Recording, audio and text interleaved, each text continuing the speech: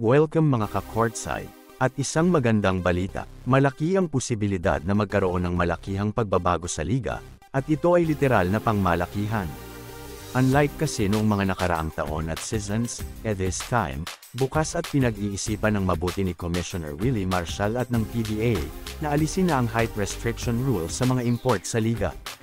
Ayon nga po sa article na inilabas ng Spin noong nakaraang araw, ay pinag-aaralan na nga pong mabuti ng PBA, ang patungkol sa pag-alis ng height limit rules sa mga imports. Starting by next season, ayon nga po sa mismong naging pahayag ni Kume, Commissioner Willie Marshall. Pinag-aaralan na namin na walang height limit, baka this upcoming season.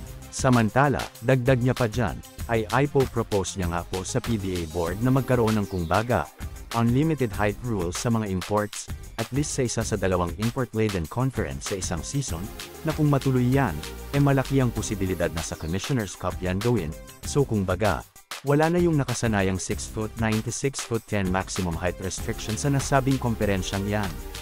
Samantala, napakagandang balita niyan lalo na sa mga fans, dahil alam naman natin na karamihan nga po sa itong mga fans, ay nais ding alisin ang ganyang klaseng role ng liga dahil mas exciting at tiyak na mas kapanabik na namang panuorin ang liga, na makikita natin may mga 7-footers at may mga NBA players above the nakasanayang 6'10" restriction na naglalaro sa PBA.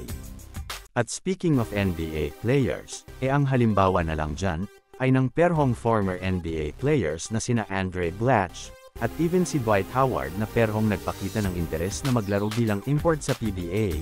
Hindi nga lamang yan matuloy dahil above naman sila sa height restriction rule ng both Governor and Commissioner's Cup. Ayon pa nga sa naging pahayag noon ni Dwight Howard, "I'm eligible for the PBA so I think they got to change the height requirement." Samantala, sa naging pahayag naman noon ni Andre Blatche ay, "I've been trying to get in the PBA for years and they would not let me play. I don't think it would happen." Sa kabilang banda, matagal-tagal na rin ang huli nating nakita ang tulad ng mga malalaking manlalarong ito na naglalaro sa PBA.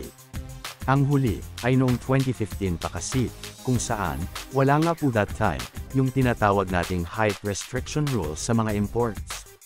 Kaya naman, ang tulad nila, TJ Ramos na 7'3", ay nakapaglaro sa Kia, na ngayon ay Terra Firma Jeep na. At even ang dating 6'11" Gilas naturalized player na si Marcus Doucet ay nakapaglaro din noon. Para naman sa Blackwater, suma total, sana talaga, ay ito ay maaprobahan starting by next season, dahil biruin nyo ngayon pa lamang, ay may mga bigatin at mga naglalakihang pangalan na agad ang sumisilip sa liga, kahit na hindi pa tuluyang aprobado itong unlimited height rule sa mga import sa PBA. At isa pa, sigurado na magdadala ito ng mas matinding competitiveness sa mga players at sa pangkabuuan ng liga. Siyempre, yung karagdagang excitement sa mga fans, at yung exposure na rin ng PBA sa mga foreign players abroad. Lalo na doon sa mga mas malalaking manlalaro, dahil malalaman nila na eligible to play na nga po sila sa PBA.